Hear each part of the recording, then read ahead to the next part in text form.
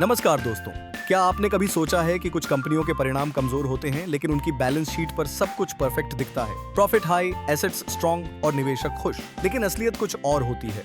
आज हम समझेंगे वो 10 तरीके जिनसे कंपनियां अपने फाइनेंशियल्स को मैनिपुलेट करती हैं। पहला तरीका, रेवेन्यू मैनिपुलेशन, नकली ग्रोथ का खेल। कंपनियां क्वार्टर के अंत में डिस्ट्रीब्यूटर्स को जबरदस्ती स्टॉक भेज देती हैं। इसे कहते हैं चैनल स्टफिंग। या फिर बिना डिलीवरी के बिल बना दिया जाता है, बिल एंड होल्ड। परिणाम, सेल्स बढ़ गए लेकिन कैश फ्लो नहीं। अगर प्रॉफिट बढ़ रहा है लेकिन कैश फ्लो नहीं तो कुछ गड़बड़ है। दूसरा तरीका, एक्सपेंस अंडरस्टेटमेंट,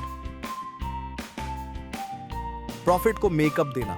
कई कंपनियां डेली एक्सपेंस को एसेट में दिखा देती हैं, जैसे एडवर्टाइजिंग कॉस्ट को कैपिटल एक्सपेंस बना देना। इससे प्रॉफिट बढ़ जाता है लेकिन सच छिप जाता है। अगर डिप्रिसिएशन या प्रावधान अचानक कम है तो एक्सपेंस छुपाया जा रहा है। तीसरा तरीका, इन्वेंट्री इन्फ्लेशन, गोदाम में हवा भरी है। कंपनी कहती है स्टॉक बढ़ गया है लेकिन असल में शेल्व्स खाली हैं। फेक या ओवरवैल्यूड इन्वेंट्री दिखाकर प्रॉफिट बढ़ाना बहुत आसान है। अगर इन्वेंट्री टर्नओवर रेशियो पीयर्स से बहुत अलग है तो सतर्क रहें। चौथा तरीका, एसेट ओवरस्टेटमेंट, प्रॉपर्टी का जादू।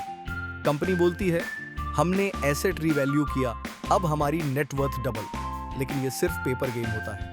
अगर आरओसी और प्रॉफिट अचानक इंप्रूव हुए तो ये रेड फ्लैग है। पांचवा तरीका, लायबिलिटी अंडरस्टेटमेंट, छिपी हुई देनदारियां।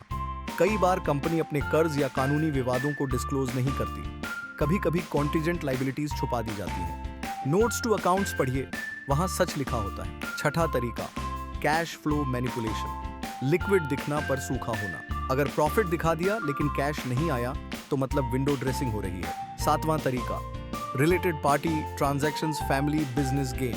प्रमोटर्स अपनी रिलेटेड कंपनियों के जरिए फेक सेल्स या लोन दिखाते हैं। हमेशा देखें रिलेटेड पार्टी ट्रांजैक्शन सेक्शन में क्या हो रहा है। आठवां तरीका, ऑफ बैलेंस शीट आइटम्स, छुपी हुई लायबिलिटीज। कुछ कंपनियां एसपीवीज या गारंटीज के पीछे कर्ज छुपा देती हैं। हमेशा कंसोलिडेटेड फाइनेंशियल्स पढ़िए, सिर्फ स्टैंडअलोन नहीं। नवां तरीका, एग्रेसिव अकाउंटिंग एस्टिमेट्स। अंदाजा तो सही लगाओ।